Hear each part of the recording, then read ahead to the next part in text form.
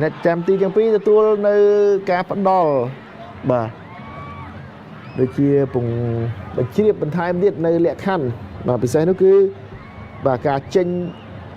ក្រៅខ្សែមុនពេលដែលកីឡាករគេទាត់បាទអញ្ចឹងមកសង្គ្រោះបាននឹងមិនចាត់ទុកជាគ្រាប់បាល់បានការទេត្រូវឲ្យអ្នកទាត់ម្ដងទៀតប៉ុន្តែបើចេញមកបាទទោះជាចេញមុនទាត់ក៏ដោយប៉ុន្តែអ្នកទាត់ចូលគឺអនុញ្ញាតបាទឲ្យគ្រាប់បាល់នោះគឺជាគ្រាប់បាល់បានការ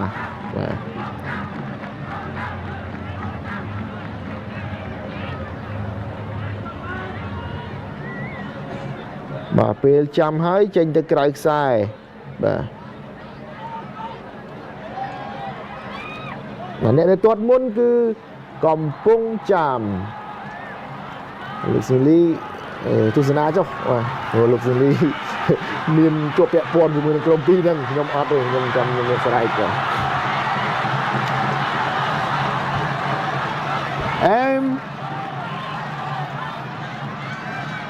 ផលនិតបាទផលនិតជាអ្នកទាត់បើកឆាកមុនគេបាទកីឡាករពាក់លេខ15របស់កំពង់ចាមជាមួយនឹងអ្នកចាំទីពាក់លេខ44របស់ត្បូងឃ្មុំផលនិតឬក៏រ៉ាហ្វាត់ផលនិតក៏គ្រូបានដល់អ្នកចាំទីក៏រេចុះរេឡើងរេចុះក៏បាទដេកខ្លួនស្កាត់បាល់របស់ផលនិតបានបាទនេះបាទគេទាត់ផ្លាដេកខ្លួនស្កាត់បានយ៉ាងល្អពីគង់រ៉ាហ្វាត់គ្រាប់បាល់ដំបូងរបស់កំពង់ចាមមិនចូលទេភារាវិញម្ដង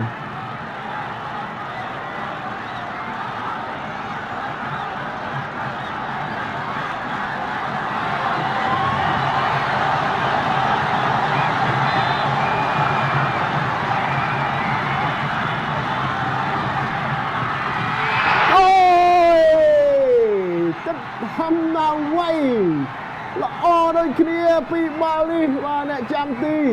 បាទកំពង់ចាមនឹងត្បូងឃ្មុំណែបាទ 100% គឺហក់បាទសល់ជើងមួយចំហៀងស្កាត់បានទៀតបាទគឺបានល្អដូចគ្នាបាទស្ទើរចូលក្នុងរ៉ាដារបស់ក្លឹបហើយបាទសម្រាប់អ្នកចាំទីពិសេសគឺនៅវាយតែម្ដងយ៉ាងហោចក៏បានជាអ្នកចាំទីដៃទី3នៅក្លឹបអីដែរបាទក្លឹបអាជីពបាទមិននិយាយក្លឹបតាមខេត្តទេបាទមួយយើងឃើញហើយមានម្ចាស់ស្រមដៃមាសបាទខេត្តដេតសធាវឌ្ឍនាបាទតោះកុងក៏ចូលរួមជាមួយប្រធានរាជស្វាយរៀងពីណូរីឬក៏រ៉ាហ្វាត់ពីណូរីគ្រាប់បញ្ចូលទីគ្រាប់ទី2ឲ្យកំពង់ចាមបាទ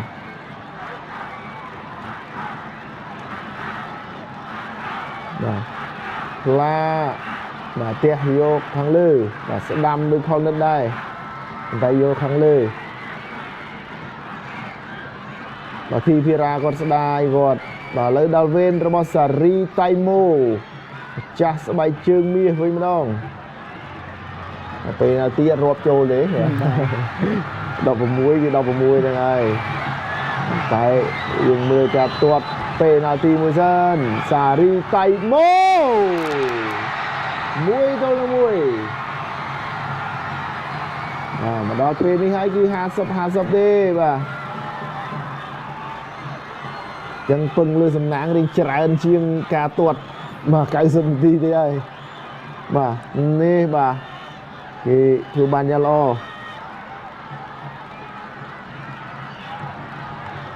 បាទអ្នករកបានគ្រាប់បាល់តាមស្មើនៅចុងម៉ោងមិញទូចសុកឡុងបាទគេទាត់គ្រាប់ទី3ឲ្យកំពង់ចាម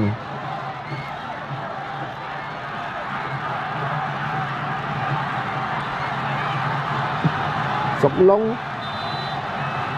នឹងគង់រ៉ាហ្វាត់អ្នកចាំទីសុកឡងអូយ cross bar បាទមួយជើងចំរបាឡងត្រឡប់មកវិញមកដែរបាទទូចសុកឡុងបាទអូយបាទបើមិនប៉ះរបាបាទធ្លាក់ក្រោមនេះបន្តិចបាទប៉ោងហើយបាទរ៉ាហ្វាត់ហក់ទៅក៏ហក់មិនដល់ដែរតែបាទធ្វើមិនបានសម្រេចទេបាទរបាទីបាទជាអ្នករៀបរៀងគ្រាប់បាល់របស់ទូចសុកឡុង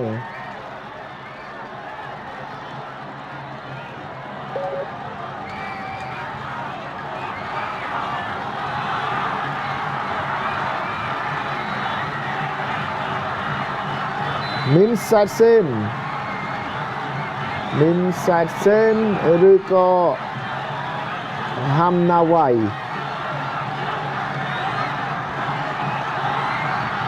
ណាវ៉ៃអូយបាទគ្រប់បាល់នេះបាទទាត់ចូលដូចគ្នាអត់ចូលដូចគ្នា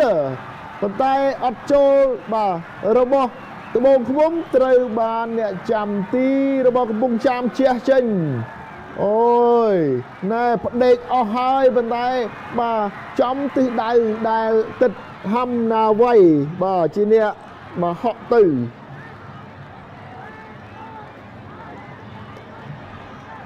លីសគឹមឡុងបាទសុកឡុងគាត់អត់ចូលទេមិញឥឡូវគឹមឡុងវិញម្ដង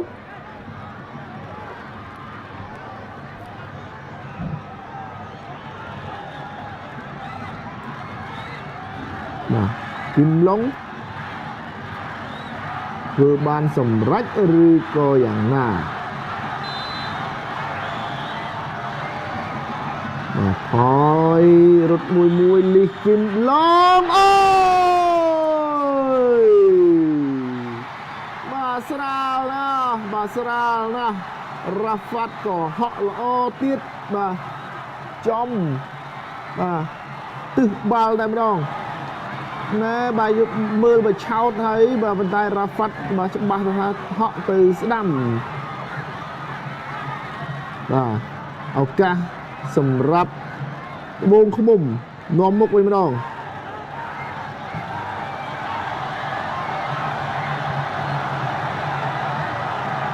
បាទយ៉ាងណាដែរស្ដាប់បាទមើលវីដេអូ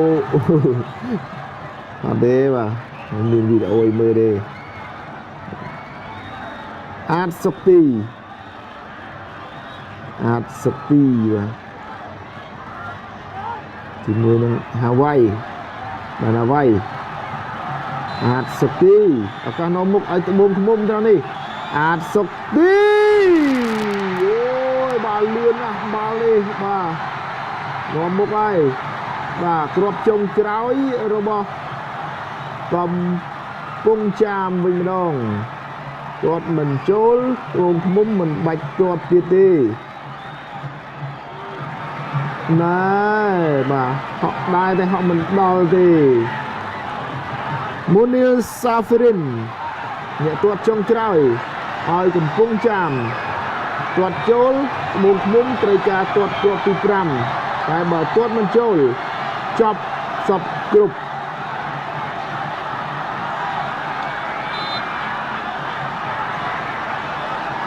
បាទមូនីលសាហ្វរិនមិនឲ្យចប់ត្រឹមនេះទេឲ្យត្បូងឃ្មុំទាត់គ្រាប់ទី5របស់ខ្លួនសិនបាទសម្ពាធខ្លាំងណាស់អ្នកទាត់ចុងក្រោយនេះណែបាទប៉ែនអស់រលីងតែម្ដងបាទគង់រ៉ាហ្វាត់តែម្ដងជាអ្នកទាត់អាយ៉ាបាទ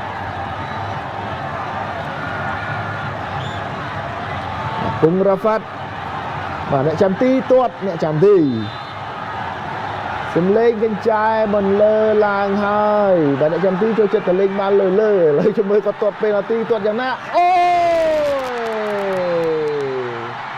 ដាច់តែម្ដងអបអូសាតូក្រុមបាល់ទាត់មន្ទីរអប់រំយុវជននិងកីឡាខេត្តត្បូងឃ្មុំក្រុមជើងឯក ពានរង្វាន់សម្ដេចអគ្គមហាសេនាបតីតេជោហ៊ុនសែនលើកទី18ថ្នាក់ខេត្តឆ្នាំ2024-2025 ឈ្នះដោយបាល់ពេណាល់ទីកាត់សេចក្តីក្នុងលទ្ធផល3-1 បង្កើតកំណត់ត្រាក្រមជើងឯកពានរង្វាន់សម្ដេចតេជោថ្នាក់ខេត្តជាលើកទី2ចូលរួមសោកស្ដាយសម្រាប់ការពារតំណែងជើងឯកពុំបានសម្រេចរបស់មន្ទីរអប់រំយុវជននិងកីឡាខេត្តកំពង់ចាម